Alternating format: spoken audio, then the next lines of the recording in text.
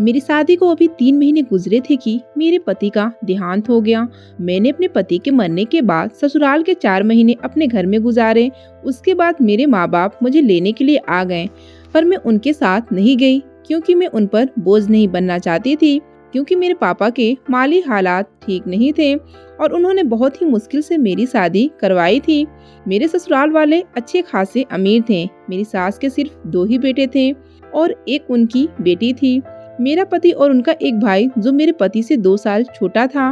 मेरे पति के देहांत के बाद मैं चाहती थी कि मेरी सास मेरी शादी मेरे देवर के साथ करवा दे, इसलिए मैं उनका दिल जीतने की बहुत सारी कोशिशें करती थी। मैं अपने घर का सारा काम खुद ही करती थी और रात को सोने से पहले अपनी सास के पैर भी दबा दिया करती थी। मुझसे जितना भी हो सकता था मैं अपनी सास की सेवा करती थी, क्योंकि मैं चाहती थी कि वो एक बार फिर से मुझे अपनी बहू बना ले। मेरी एक ननद थी शादीशुदा, वो भी बहुत ही कम हमारे घर आया करती थी, क्योंकि मेरी सास ने उसकी शादी भी एक बहुत बड़े अमीर घर में की थी, इसलिए वो अपने मायके में ज्यादातर आना पसंद नहीं करती थी। उसके घर में तो हमारे घर से भी ज्यादा सुख सुविधा मौजूद थी और वो वहाँ पर बहुत ही खुश जिंदगी गुजार रही थी। पर मेरी ननद जब भी आती थी मैं उसकी बहुत अच्छे से मेहमान नवाजी करती थी, उसकी पसंद के सारे खाने बनाती थी और उसके बच्चों का भी बहुत ख्याल रखती थी। इस बात से मेरी सास बहुत खुश हुआ करती थी और बदले में मुझे बहुत सी दुआएं देती थी। वो कहती थी कि मेरी दुआ है कि मेरी दूसरी बहू भी इतनी अच्छी ही मिल जाए जितनी तुम अच्छी हो, और मुझे कहती थी कि तुम बिल्कुल मेरी बेटी की तरह हो। जिस तरह तुम मेरी सेवा करती हो इस तरह तो कोई बेटी भी अपनी माँ की सेवा नहीं करती। मैं अपनी सास का किसी तरह भी दिल जीतना चाहती थी, क्योंकि हमारे घर में सिर्फ मेरी सास की ही हुकूमत चलती थी। हर चीज उनके कहने पर ही होती थी। अगर कोई बात उनको बुरी लग जाती थी तो फिर इस घर में उसका नाम भी कोई नहीं लेता था, क्योंकि मेरी सास बहुत ही सख्त मिजाज की थी और हमारे घर में तो उनकी मर्जी से परिंदा भी अपना पर नहीं मार सकता था। मेरी सास मुझसे इतनी ज्यादा खुश थी, इसलिए मुझे यकीन हो गया था कि वो मेरे देवर का शादी अब मेरे साथ कर देंगी।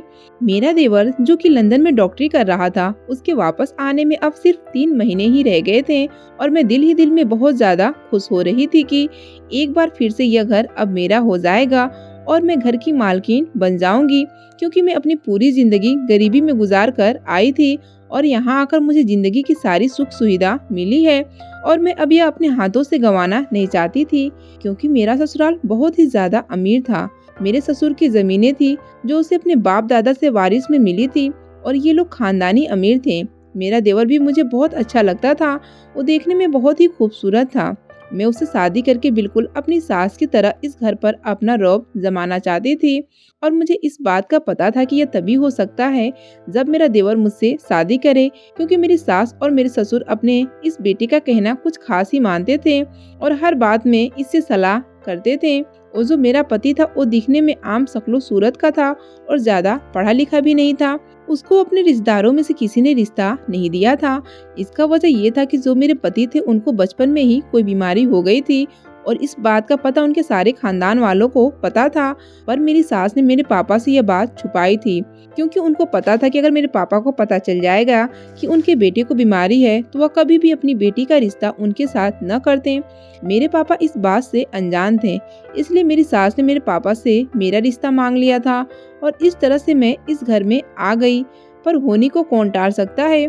मेरी शादी को भी 3 महीने गुजरे थे कि उनकी तबीयत अचानक से खराब हो गई। मेरी सास ने मेरे पति का बहुत इलाज करवाया, अपना बहुत ज्यादा पैसा लगाया।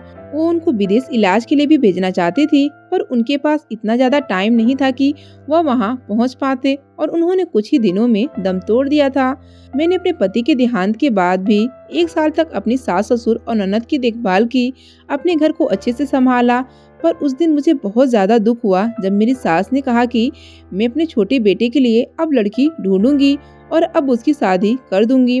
मैं दिल ही दिल में यह सोच रही थी कि मैं जो दिन रात उनकी नौकरानी बने फिरती हूँ, मेरी तो सारी मेहनत पर पानी फिर जाएगा और मैं ऐसा हरगिज नहीं होने देना चाहती थी। एक दिन मैं और मेरी सास हमारे शहर के मशहूर बाबा की दरगाह पर गए थे, क्योंकि मेरी सास हर सोमवार को बाबा की दरगाह पर जाती थी। हम जैसे ही वहाँ पर पहुँचे तो वहाँ पर एक नौजवान लड़की भिखारन बनी बैठी थी, जो कि अंधी थी। उसे देखकर मेरी सास बहुत ही परेशान हो गई और उसके साथ जाकर बैठ गई। उससे पूछने लगी कि तुम अंधी कैसे हो गई और यहाँ पर क्या कर रही हो। मेरी सास उससे पूछने लगी कि अब तुम कहाँ पर रहती हो। मेरी सास इस तरह से बातें कर रही थी उसके साथ जैसे वो उसको बहुत पहले से जानती हो, और मैं इस बात पर हैरान हो रही थी कि मेरी सास एक भिखारन के साथ कैसे जाकर बैठ गई है और वो उसको किस तरह से जानती हैं। मेरी सास उसको देखकर उससे माफी मांग रही थी और उसको अपने साथ चलने के लिए कह रही थी। वह भिखारन लड़की मेरी सास को कह रही थी कि मैं आपके साथ अब हरगिज नहीं चलूंगी। मेरे साथ जो कुछ भी हुआ है वो सिर्फ आपकी ही वजह से हुआ है और इसके लिए मैं आपको कभी भी माफ नहीं करूंगी। मेरी सास उससे रो रो कर माफिया मांग रही थी और उसको यह कह रही थी कि जैसा तुम चाहती थी अब बिल्कुल वैसा ही होगा। अब तुम्हारे दिल की ख्वाहिश और तुम्हारी तमन्ना पूरी हो जाएगी, बस तुम सिर्फ मेरे साथ चलो। और मेरी सास उस अंधी भिखारन को अपने साथ अपने घर लेकर आ गई। मैंने जब अपनी सास से सवाल किया कि मम्मी जी आप इस भिखारन को अपने साथ घर क्यों लेकर आई हैं और ये कौन है, तो मेरी सास ने मुझे सिर्फ इतना बताया कि मैं इसकी शादी अपने बेटे रितेश से करूंगी।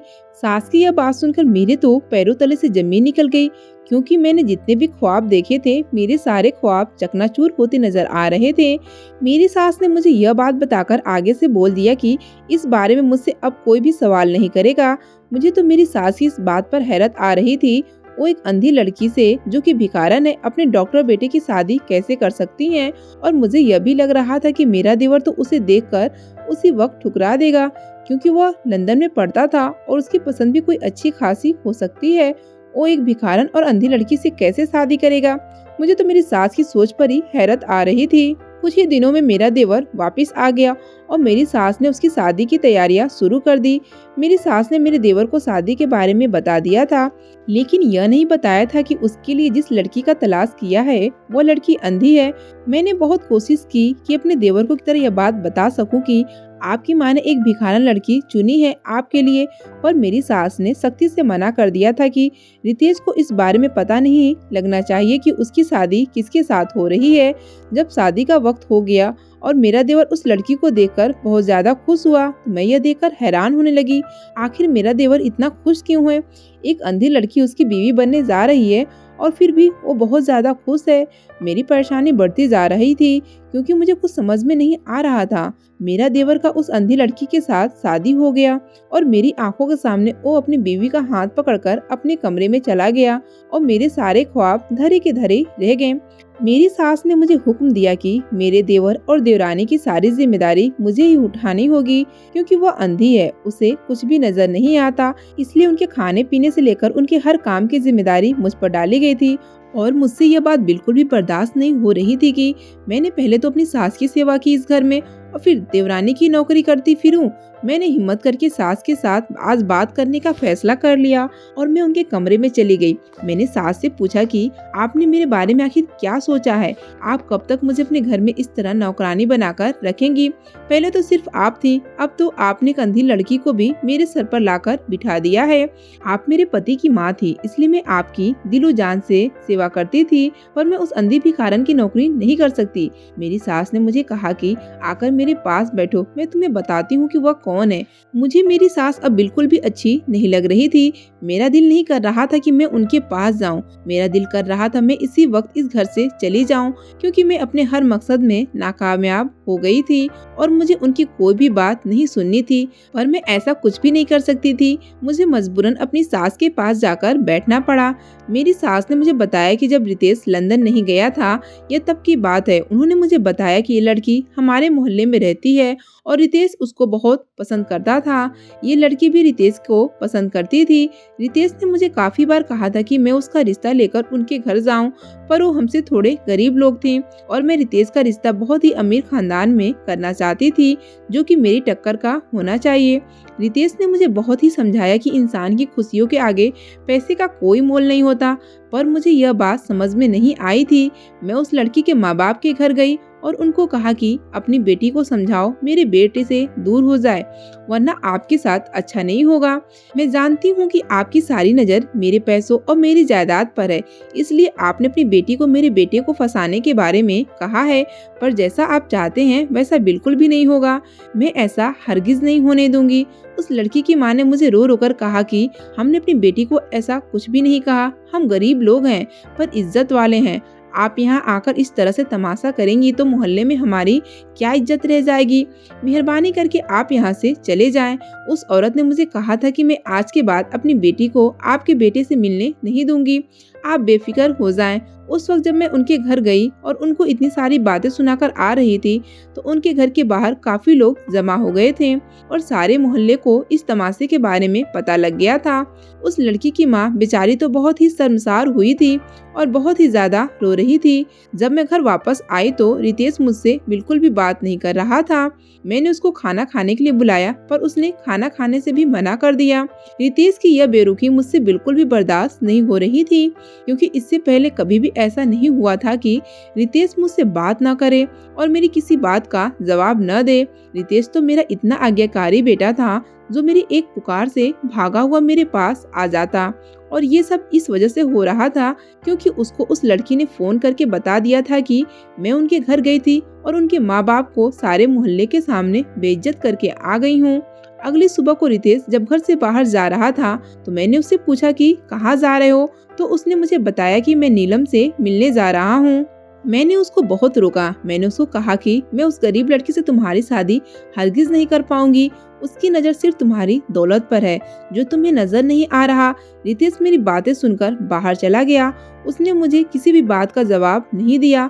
थोड़ी देर के बाद जब वो वापस आया तो बहुत ही चिल्ला चिल्लाकर रो रहा था। वो अपने कमरे में चला गया और उसने वहाँ पर रखी हुई हर चीज तोड़ दी। मैंने उसके कमरे का दरवाजा बहुत ज्यादा खटखटाया पर उसने मुझे एक जवाब तक नहीं दिया और खुद को कमरे में बंद कर दिया। उसने सारा दिन खाना नहीं खाया और रितेश की ये हालत मुझसे बिल्कुल भी बर्दाश्त नहीं हो रही थी। क्योंकि मैं उसकी माँ थी, वो मुझे अपने दिलो जान से ज्यादा प्यारा था। मेरा बड़ा बेटा तो पहले ही बीमार था पर अब मैं अपना ये बेटा खोना नहीं चाहती थी। मैं कैसे भी करके उस लड़की और उसकी फैमिली को इस शहर से निकालना चाहती थी, क्योंकि मुझे ऐसा लगता था कि अगर वो यहाँ से चली जाएगी तो रितेश का बातचीत उससे खत्म हो जाएगा और इस तरह से ठीक हो जाएगा रितेश ठीक हो जाएगा। रितेश ने उस दिन सारा दिन खुद को कमरे में बंद किया हुआ था और मैं फिर से उस लड़की के घर चली गई। मैंने उस लड़की के माँ बाप को कहा कि आप लोग इस शहर से कहीं दूर चले जाएं। इसके बदले में आप लोग मुझसे जितने भी पैसे लेंगे मैं आपको देने के लिए तैयार हूँ। बस अपनी बेटी से कहो कि मेरे बेटे का पीछा छोड़ दे और उसकी जिंदगी से चली जाए। तो कमरे से निकलकर उस वक्त नीलम बाहर आ गई। मुझसे कहने लगी कि आप बेफिक्र हो जाएं, मैं आपके बेटे से अब कभी भी नहीं मिलूंगी। उसने मुझे बताया कि वह आज भी उससे मिलने आया था और उसको उसने वापस भेज दिया और अपना रिश्ता हमेशा के लिए उसके साथ खत्म कर दिया है। नीलम ने उस वक्त मुझे बताया कि आपके ये पैसे हमें नहीं चाहिए, हम तो पहले ही सोच चुके हैं कि हम यह शहर आज ही रात को छोड़कर चले जाएंगे। आपकी बहुत मेहरबानी होगी कि आप अपने बेटे को समझाएं कि वह हमारा पीछा न करे, हमें सुकून की जिंदगी जीने दे। आपका बेटा ही मेरे पीछे पड़ा हुआ है। वह तो हमेशा से मुझे कहता था कि मैं शादी करूंगा तो सिर्फ तुमसे करूंगा, पर मैंने उसको कह दिया था कि मैं कभी भी तुमसे शादी नहीं करूंगी, क्योंकि मुझे पता था कि आप ऐसा हरगिज नहीं होने देंगी, क्योंकि आपको अपने बेटे की खुशियों से ज्यादा अपने पैसे और अपने पैसों के जोर पर जो बनाई हुई शानो शौकत है वो ज्यादा प्यारा है। आपके लिए अपने बेटे की खुशियाँ कोई भी मायने नहीं रखती। और नीलम ने कहा कि मुझे तो आपका बेटा ही हमेशा से कहता था कि अपनी माँ को समझाना मेरी जिम्मेदारी है, इसकी फिक्र मत करो, मेरी माँ है, वो मेरी खुशियों का ख्याल जरूर रखेंगी।